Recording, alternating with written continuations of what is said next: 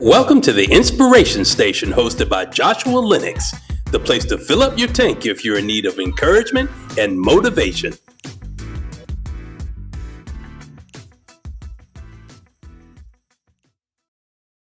It is March the 5th, 2026. Y'all, I almost said February. Welcome to the Inspiration Station here with Joshua Lenox, y'all. I am so glad to be here tonight. I don't know about y'all, but as I always say, time is swift, but also it's absolutely wonderful because, again, thinking about where we have been already at the beginning of the year and already fast forwarding here to March, y'all, and we're getting ready to spring up an hour. So, make sure you set your time back on Sunday. So don't be late for church. But as you all are coming in here, as I always say, please let me know how your day has been, how your week has been, what has been absolutely amazing and mind-blowing for you this week. And also, let me know if there's been some challenges that you've overcome this week, because as I always say, there's not a challenge that you can't overcome. There's not an obstacle that you can't go through and that you don't remain stuck in. So I hope that you all have been smiling today. I hope that you've been laughing. I hope that you've been spreading love as much as you can. And sometimes it's not even in what a word you say, but it's in what you do for others, how you show up for people, and just being mindful and thoughtful of people. It never hurts to be mindful and thoughtful of anybody, especially in the times that we live in right now. So I want to say much love out there to each and every one of you on YouTube Live, I said Ink, y'all, LinkedIn Live, Facebook Live, Instagram Live, also over to our wonderful listeners on Spotify, Apple, and Audible. I'm coming to y'all really quick tonight. This is a topic I really want to talk about that's very dear to my heart, and I kind of got inspired because of a story that I heard recently. But before jumping into that, if this is your first time here on the Inspiration Station, welcome, because now you're stuck like glue. And you need to continue to show up at 7 p.m. Eastern Standard Time every Friday. I will be right here. I will beat y'all here. I know y'all are trickling in because, some of y'all, when it's Friday, you're like, okay, let's get on in. Let's get on in the Inspiration Station and see what Josh is going to talk about today. And, wondering how this can relate to me, how this is going to put me in a place of movement or a place of action. So, y'all, let's go jump right in. But the Inspiration Station, y'all, you already know, and if this is your first time, listen up. So the Inspiration Station is literally about you and I coming together, remembering and reminding ourselves that we're not only an inspiration to others, but we're an inspiration to ourselves. There's no excuse. There's no way you can say you're not an inspiration to yourself. Look at the timeline of your life, and that's enough evidence to let you know that you are able to inspire, motivate, and encourage yourself. Not only are we here to inspire, motivate, and encourage ourselves or others, but we're also moving into action to do something when we come off of here, to make a difference in something in our lives or others. And sometimes that action starts just simply with a thought process, just something about planning something. It might not be immediate action into performing something, but it can start with thinking. Also, this is where we're open, we're honest and vulnerable, not just with others, but also with ourselves, because often the relationship that is neglected is the one that we have with ourselves, right? I know y'all are saying that, y'all are getting used to saying that, and I love it. Also, we'll have guests that will be coming on to share their lives with us and give us wisdom and nuggets from their lives to give us some things to add to our tool belt. That'll be people far and wide, people you may know, people you may not ever know. But as I always say, every person is a superstar, and that's my story, and that's what I'm sticking to. Also, I want to say this is where we continue to be reminded, especially at this time in our lives and at this moment in the 2026 that we're already in the third month of the year, this wonderful year, that you're becoming somebody you've not met yet. And also there's the negotiation that happens, whether you want to stay in the old you, or you want to cross over and make a covenant, or you want to make an agreement with going to the person that you've yet to become. You're in this orientation. Some of you, I know you've been feeling the tugging, you've been feeling the pulling. You know that there's some things that you can no longer do, no longer things, conversations you can have. Some people you can no longer be connected to, or maybe you have to change up your access with certain people. Certain careers you're getting changed into, certain places you're moving around to, whether that is locally, or you might be moving across state lines, or you might be moving countries. Whatever that is, there's a lot of shifting happening. There's a lot of sifting happening, but there's also a lot of lifting and gifting happening in your life and also in mine. So I want to jump right into this, y'all. I really have a heart for what I'm going to talk about, and I will not be before you long at all. I promise. I promise you that. But I want you to hold on, buckle your seatbelts. I'm almost certain that each and every one of you that are under the sound of my voice have dealt with the topic that I'll be speaking on quickly tonight, or you know somebody who has. So the title of tonight, excuse me, the title of the show tonight is The Silent Hurts. The Silence Hurts. Uncovering the Bullying Epidemic.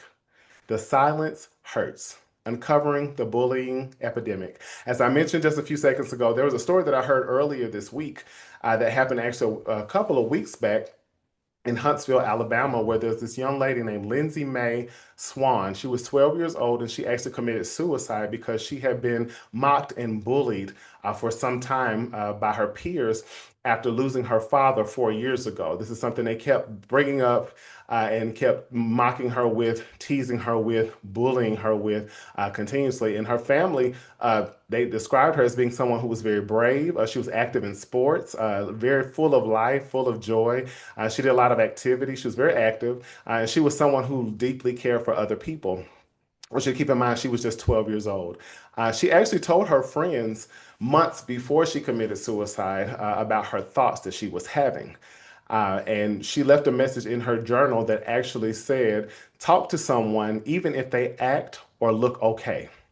They may, they might make it because of you. Excuse me. They might make it because of you.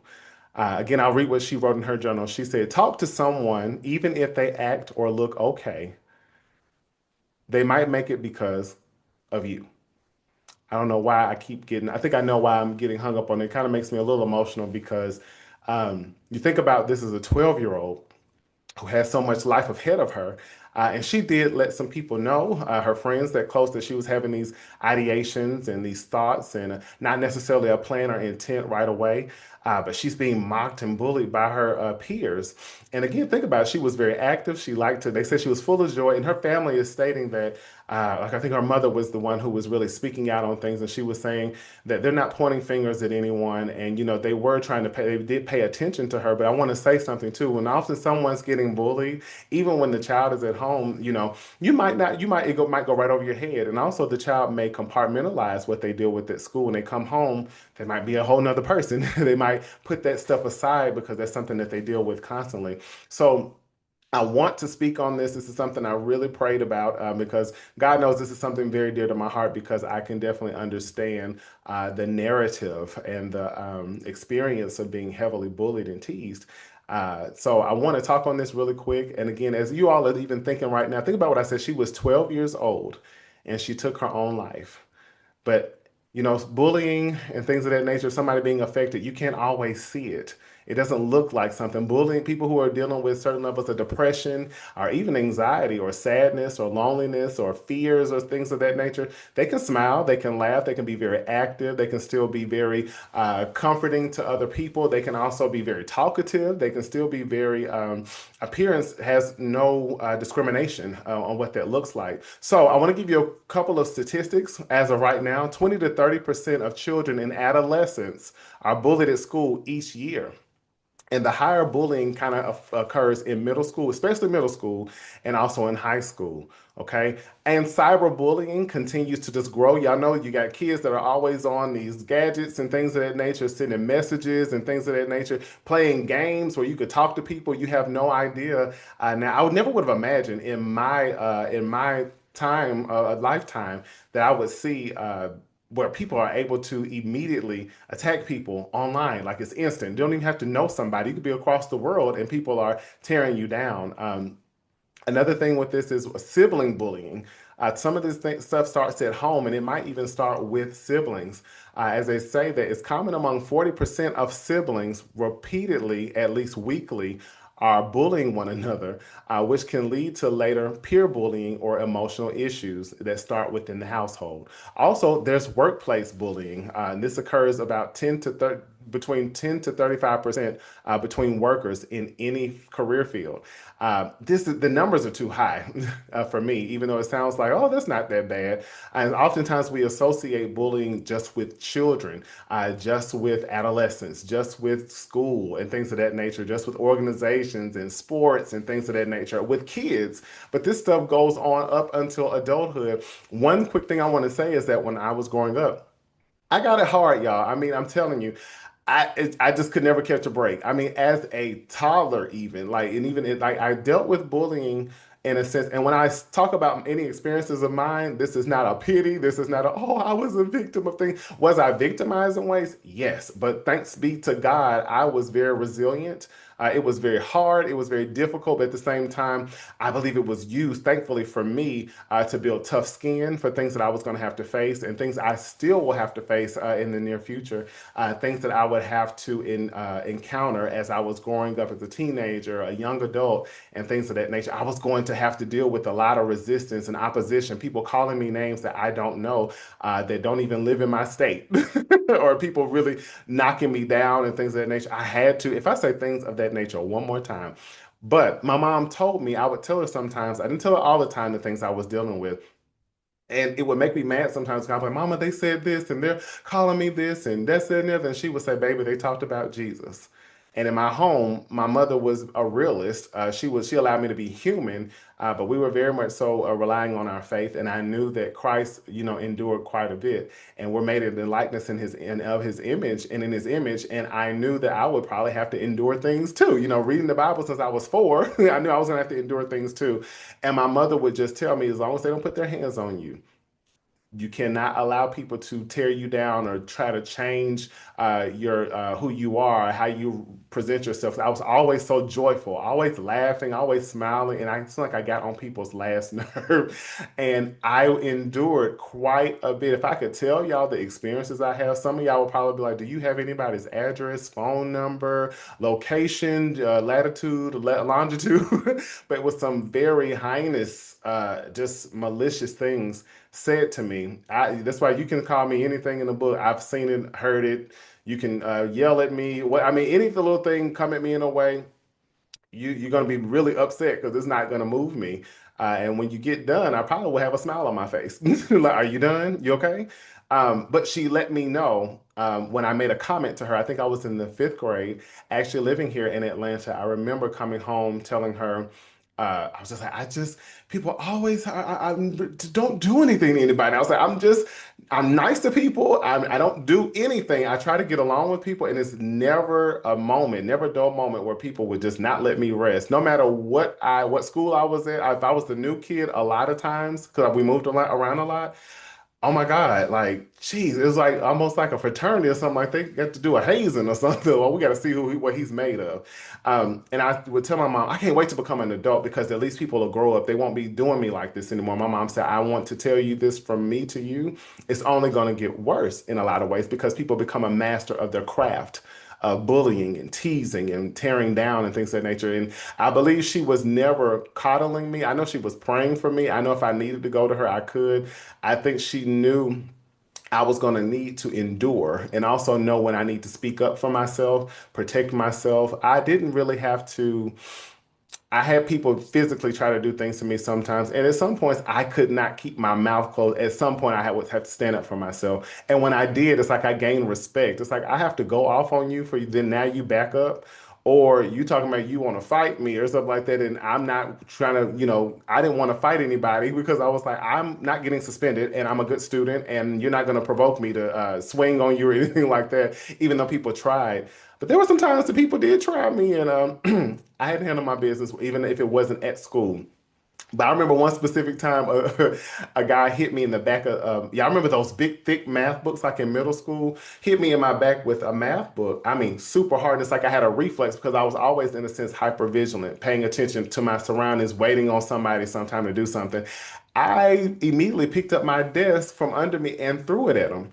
I didn't get in trouble. And the shop teacher told me, he said, I think you need to be doing some field events on track and field. I was like, I'm crying because I was like, I didn't want to throw that at him. I didn't want to do that. Why won't people leave me alone? However, for some people, it's not easy to bounce back or to be resilient. To me, I was very prayerful even as a kid. I would pray for my enemies sometimes, and sometimes people thought I was crazy. Like, you being nice to them after they just said the stuff that they said to you, yesterday. Long story short, I want to give you three areas in a sense where bullying often starts and seeing like the layers of what that leads to in multiple ways. So, where bullying starts, think about it with peer groups in schools, elementary, and it really peaks in middle school. I mean, I remember people used to say like they felt like middle school was hell. Maybe some of y'all feel that way too.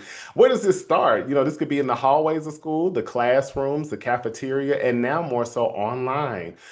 You sometimes even have peer bystanders, people who are going to either intervene, or you might have people who are watching and egging it on. I recall a guy, I still very thankful for him. I had people sometimes that people just got tired of people. They would step in and be ready to knock you out or go off on you. Might be like somebody who's very popular in school or whatnot. And when they said something, people back down. I do remember specifically a guy just would not let up on me on the bus. And I was just sitting there like, is he done yet? Like, he's really trying to get attention. Well, when they got off the bus, this one specific football player, we looked back and he knocked him out on the bus stop. And I was like, I didn't want them to fight or whatever, but I think people sometimes they would step in for me, they would intervene, but then there were also those people, and I'm pretty sure y'all know too, egging it on because they want to see you. They think it's funny. They think it's, what they're trying to fit in. And, but sometimes you see those people who are like, I know this is wrong. I don't know why I'm laughing. I don't know why I'm doing what I'm doing. And that's something that's continuously happening in the school. I think it's even worse now.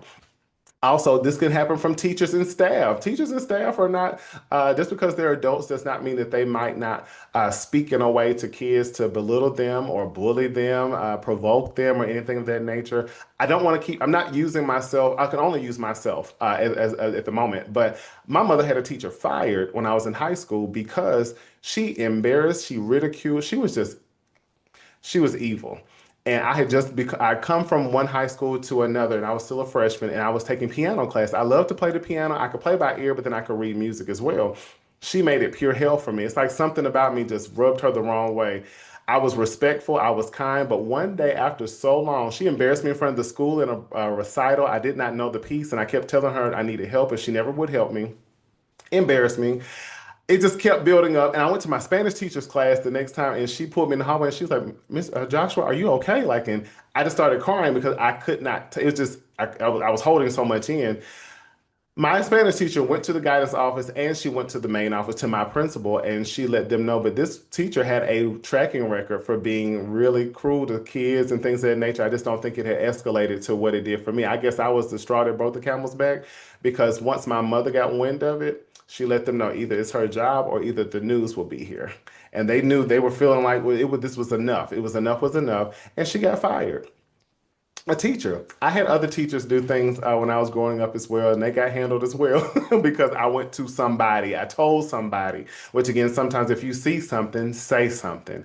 Okay. And even to my parents that are out there right now, listen to your children. Pay attention to what their body language is. Pay attention to their patterns changing. Pay attention to their attitudes. Maybe they're acting in ways that are certainly different, or even just having dialogue with them sometimes about their day or their week. Not necessarily meaning you have to look for something wrong, but just have an open relationship with them if you can.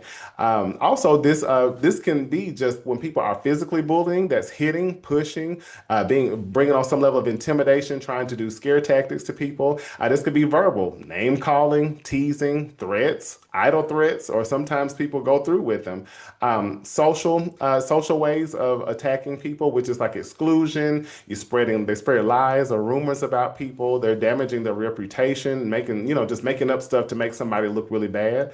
And also this cyberbullying stuff, y'all. This would be these text messages, social media, and online platforms. People are just out there tearing each other down. This is why I even want to caution my parents, any guardian, uncles, big cousins, whatever that is. Pay attention to what these kids are into, what they're on, what they're talking, who they're talking to, what they're engaging in, who they're engaging with, even the things that I mentioned. This stuff can happen with adults too. It's not just children.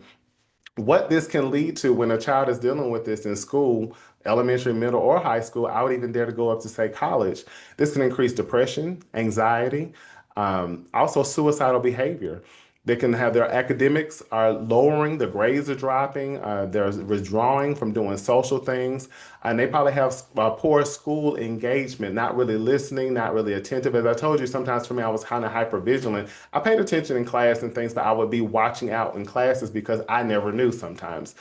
This can happen also in family relationships, among parents, siblings, if you're in a marriage, boyfriend and girlfriend, any type of relationship that is some level of family or familial or even just relational. What can this be? Could be repeated aggression towards one another, emotional manipulation, also intimidation there too, or persistent conflict, just always keeping something up, always egging something on, always pushing somebody to the limit, always provoking people. Sometimes people say, "Oh, siblings are just being siblings." Yeah, that's true. They could be fighting and mess, but parents paying attention, what's being said, what's being done, what kind of resolutions are we having too? Because not everything is just playful siblings fighting, and sometimes that person who's being bullied at home will in turn bully people at school, and that could be parents bullying their kids, parents bullying each other, a husband bullying his wife, a wife bullying her husband, whatever that looks like. This can also lead to emotional distress, causing people to also withdraw from one another with any type of relationship. This might even cause kids, if they're at home and they're in this suffocating environment, they might want to run away. Suicidal behavior with this as well. Long-term mental health difficulties like anxiety, depression, and PTSD. I know most people often throw around PTSD like it's just a toy sometimes, but it's also very true. And I see this a lot as a mental health counselor, throwing around, "Oh, I have PTSD, I have PTSD." And it's like, be careful with that because, again, that has to be very much so evaluated and assessed before you start throwing something around. Maybe it's not just post traumatic stress disorder, maybe it's post traumatic stress, or maybe it's not big T trauma, it's little t trauma. But bullying is very much so traumatic. So it will fall under the lines of PTSD because if someone's repetitively dealing with something in a certain place, so this brings up memories. This can also cause nightmares, can also cause panic. This can also cause somebody to be absolutely depressed and depleted from wanting to show up. They might not be as present, might not be as connected to themselves. They might even disassociate. And this can be, again, not just we are talking about our babies in school, but also talking about in our families. Some people don't want to go to family cookouts because I'm getting picked on. I'm getting talked about. They're always knocking me down. They're always talking about what I got on. They're always talking about what I don't have. Whatever that is, this still shows up in families as well. Also in the workplace. Y'all, workplace and other adult contexts. I know some of you all out there probably thinking like, yeah, I remember my boss talking crazy to me or talking down to me or my coworkers ganging up on me or, trying to provoke me to do something, trying to make me lose my job, whatever that is. This may start out even like when somebody's just entering into adult work life for the first time. And the adult work life might revolve around power imbalance, like people abusing their power, trying to belittle, trying to, again, intimidate, trying to make someone feel very minuscule in what they do, nitpicking, critiquing their work, spreading rumors, spreading lies. And it's so funny because not literally, but figuratively, how this stuff all links together among all these groups, starting in school, in our families as well, but then how it spreads to work, to career paths, and things of that nature. May even be in church, might even be in organization, maybe might be in your sports, might be in certain levels of what can I say? What can I say, y'all? I think y'all get what I'm saying. It could be in any alliance or allegiance of things that we are tied to or connected to as adults. This can also happen with hierarchical dynamics. Again, you might have your superior looking down and talking to you and treating you a certain way and thinking, "Oh, okay, again, provoking you. Maybe you want to quit almost to the point. Maybe you want to fight them, but not knowing maybe I need to go report them. I need to go say something to somebody. I don't need to continue to endure this verbal abuse, emotional abuse, social abuse, embarrassment, shame, whatever that is." Also, this can happen to cause a person to sabotage their own work. because maybe again they're doing things, they're not able to be present, they want to almost be fired because they no longer want to be there. But also that can be in turn done to someone at work where their work is being sabotaged, or they're being heavily criticized, or their reputation is being sabotaged as well. Also, this can happen among community groups, universities, any social networks. This might be constant criticism that somebody's enduring, exclusion, social isolation. And cyberbullying happens at work too, through emails and even messaging among team members. This can lead to stress, anxiety, depression, sleep disruption, also job dissatisfaction, and your productivity and your morale will be absolutely low, almost level to the ground, to where, again, you don't even want to go to work. You want to be absent. You're showing up late. You're tardy. You're not really engaged as much. So again, this minimizes even your ability to perform well while you're at work.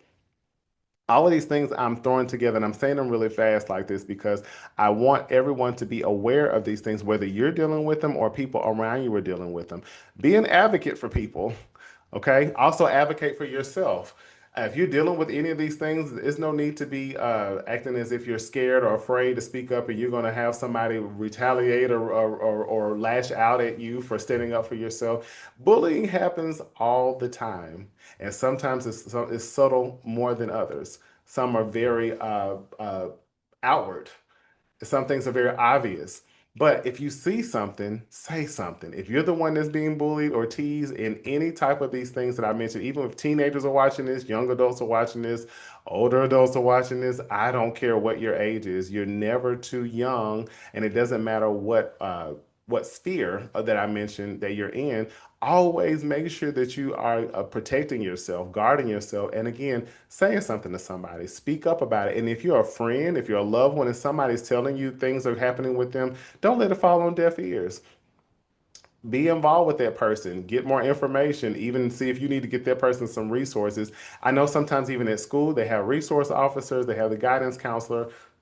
Somebody might not have a solid base at home for support, but this is where the community is to step up. But even if you're a teacher listening to me, even if you are dealing with anybody, if you're a superior, if you're a leader of any capacity, pay attention to what's going on with your teams, your team, your members, or whatever that nature. Pay attention to what's going on within the nucleus of what's around you, because somebody might be walking into work, walking into school, walking into organization or whatever it is, and they might be smiling and you have no idea. But then this is when you hear things on the news, or you hear this, we have some sad news to tell y'all that such and such is no longer with us. And it's like, well, what happened? They were always so bubbly. They were always so happy. They were always so happy, so joyful when they came, when we saw them. They always had a smile on their face. And it's like, sometimes you got to pay attention, because silence isn't always peace.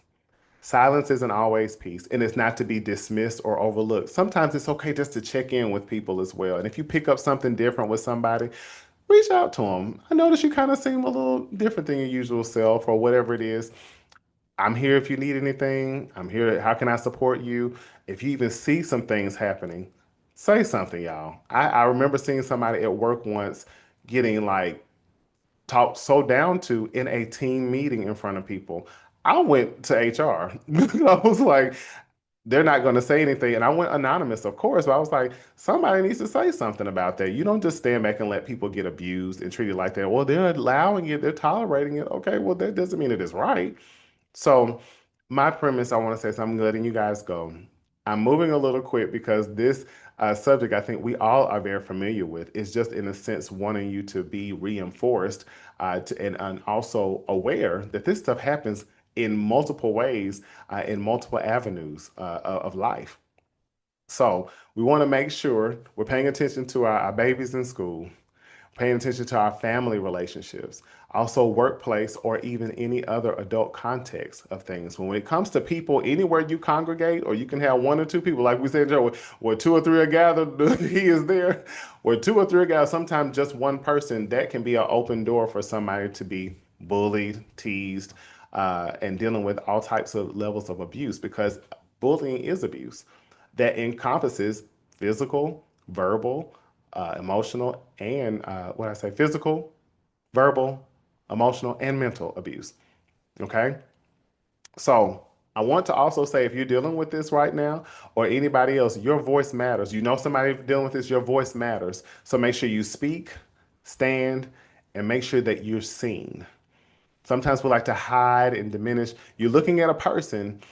If I could tell y'all the things I have witnessed, the things that were done to me, the embarrassment that was done to me publicly, the way people have said things about my name, lied on me, took me before major things, making up things about me. And I'm still standing. Thanks be unto God. That doesn't mean that the stuff didn't hurt. It just made my skin tougher, made me pray more. Also, I'm not just some beaten bag where you could just keep on saying stuff. And it used to crack me up because when people look at me, sometimes they immediately see like, oh, he's so kind and sweet. And they probably think, oh, he ain't gonna say nothing, he ain't gonna do nothing. And then when they get corrected, it's almost like they're shocked. And it's like, oh, wow, we can't talk to him like that. No, you can't. That doesn't mean that I have to be some evil or malicious person, but I can smile and get you right together. Praise God. So, all jokes aside, this really just pricked my heart. I did pray about this and I asked God, I was like, why is this coming up? And I actually have started to get new clients a lot that are dealing with healing from years of being bullied as children and even dealing with bullying now. So I really, my heart goes out to the family of Lindsay Mae Swan in Huntsville, Alabama, a 12-year-old who took her life because she was being heavily mocked and bullied by peers. And she did say something to somebody. And somebody could say, well, why didn't the kids say anything? They're kids. And like the parents said, we're not really pointing fingers at them. But I think what grips me is what the child left in her journal. Talk to someone, even if they act or look okay. They might make it because of you. So let's make sure we do our job with paying attention to ourselves and also others. And if you're a person who's getting bullied, I hope that you are paying attention to everything that I mentioned tonight.